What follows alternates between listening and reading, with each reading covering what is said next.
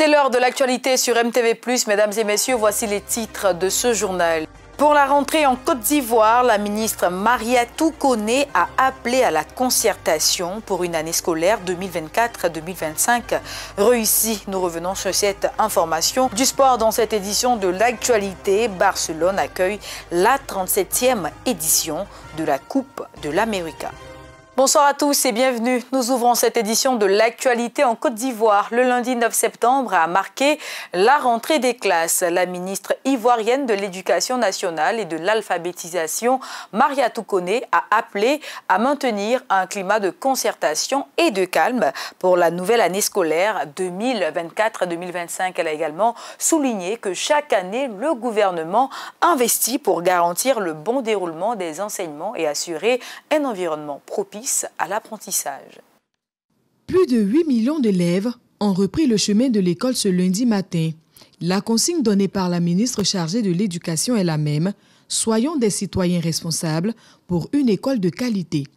À ce message, Mariatou Koné attache du prix, d'où le choix de ce thème pour la 4e année consécutive.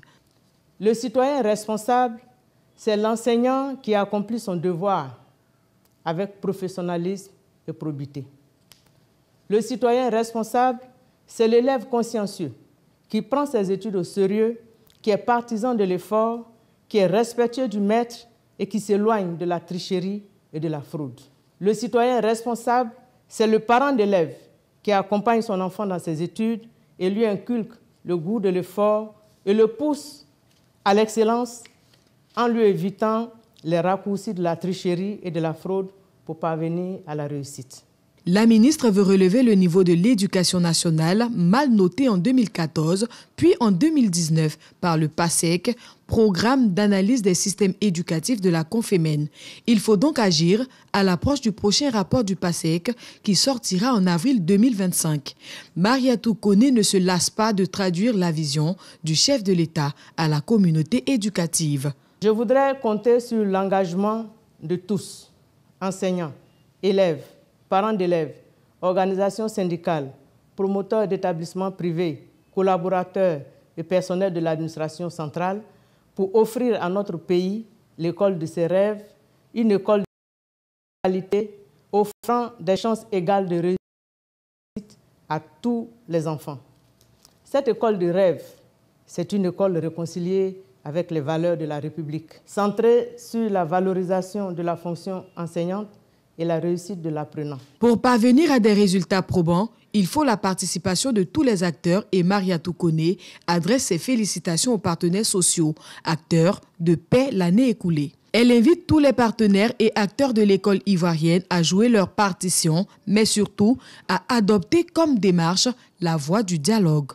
Toujours à propos de la Côte d'Ivoire, le ministre d'État, ministre de l'Agriculture et du Développement rural, Kobenan Kwasi Adjoumani, séjourne du 6 au 14 septembre 2024 en Corée du Sud. Invité par la fondation Seo Maoul, ce séjour a pour but de s'inspirer du modèle de développement rural de la fondation, reconnue pour avoir posé les bases de la transformation de la Corée du Sud en la faisant passer du stade de pays pauvres à celui d'une économie développée.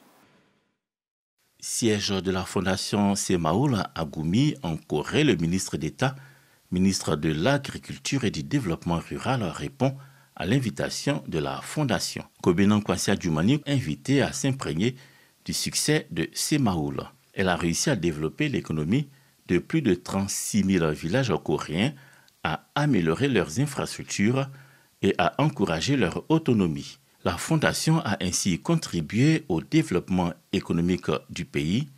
Pauvre en 1960, il est 9e mondial avec une réserve de change de 417 milliards de dollars à fin novembre 2023. Son expérience dans le développement des zones rurales, la Fondation Semaoul choisit de la partager avec plusieurs pays africains. En Côte d'Ivoire, on maintient actuellement 4 projets Semaoul, y compris à Sangouli. la réalisation de projets CMAE. Je vous remercie vraiment pour vos efforts. La Fondation Semaul continue de jouer un rôle actif dans le développement rural en Corée. Son expérience intéresse la Côte d'Ivoire.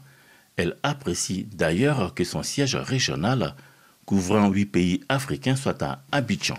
Le président de la République de Côte d'Ivoire, son Excellence M. Alassane Ouattara, se réjouit et se félicite également de l'excellence des relations diplomatiques qui lient notre pays à la République de Corée.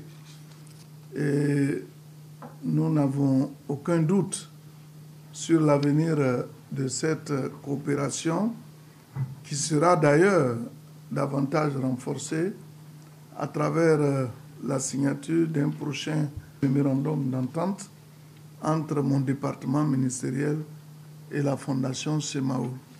La Corée, aujourd'hui, un géant économique avec un développement rural réussi, la délégation ivoirienne, dira le ministre d'État, est heureuse de s'imprégner de son leadership dans le domaine. Les récentes inondations au Soudan du Sud ont laissé un impact négatif sur les populations, surtout sur les personnes en situation de handicap. Les inondations ont submergé les zones clés, rendant les conditions de vie encore plus précaires et limitant l'accès aux ressources essentielles pour cette population déjà vulnérable.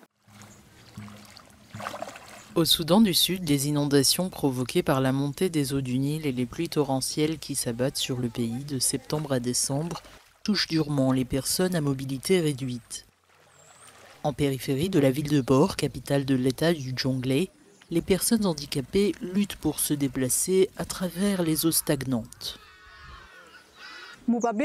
Les déplacements des personnes vivant avec un handicap sont limités ici à Bor, ce qui représente un défi important pour nous. Je ne peux pas rouler quand il y a trop d'eau et ceux qui ont des fauteuils roulants se déplacent difficilement, tout comme ceux qui ont recours à une canne blanche. Cette situation est due au changement climatique. L'organisation humanitaire Light of the World tente d'améliorer le quotidien des porteurs de handicap en les formant à des mesures préventives et en leur fournissant des équipements adaptés. Nous proposons du matériel d'assistance, tel que des tricycles, des cannes et des fauteuils roulants, afin qu'ils puissent se déplacer lors des inondations.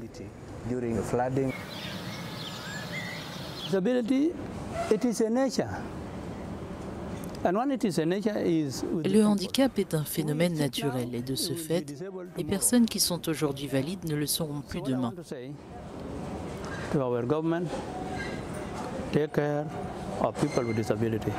Je voudrais donc dire à notre gouvernement de prendre soin des personnes handicapées et de les aider, de leur donner une chance de trouver un emploi, afin qu'elles puissent travailler et se créer une source de revenus.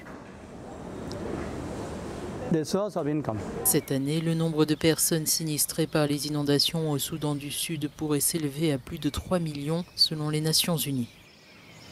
De l'autre côté du globe, à partir du 16 septembre 2024, l'Allemagne mettra en place des contrôles renforcés sur toutes ses frontières. Cette décision annoncée par la ministre de l'Intérieur, Nancy Faeser, vise à diminuer l'immigration clandestine et à contrer la menace extrémiste dans un contexte de préoccupation croissante en matière de sécurité.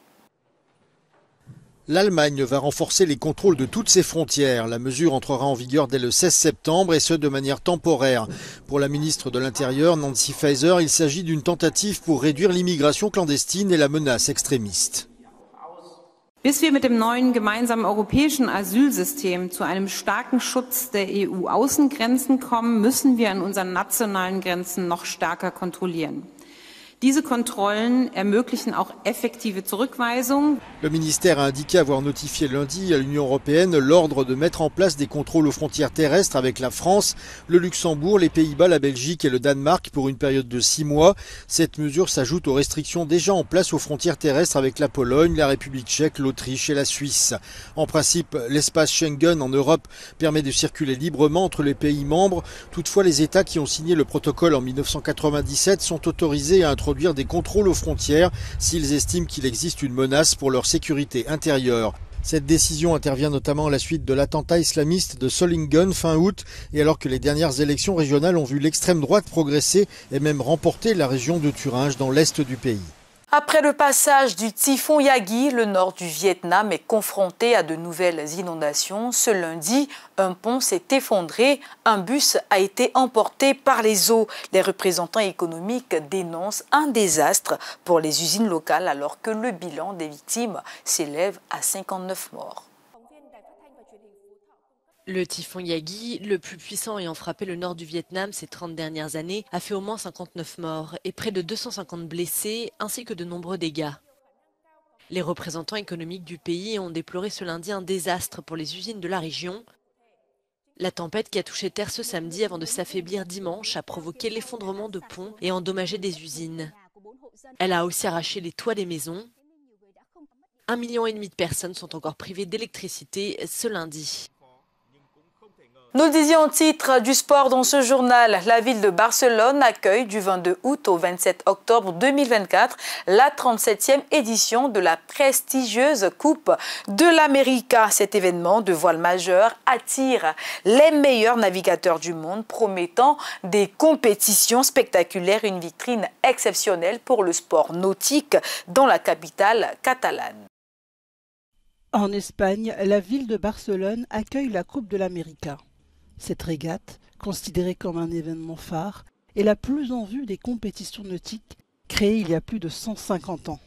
Barcelona es la única ciudad del mundo que ha acogido 3 de los grandes eventos deportivos, un mundial de fútbol, los Juegos Olímpicos y ahora la 37 edición de la Copa América de Vela.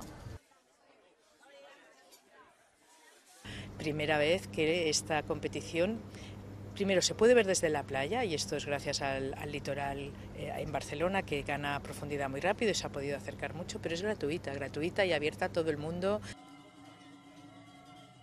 We've seen the races of America's Cup and it's really nice organized. It's the first time. It's very exciting.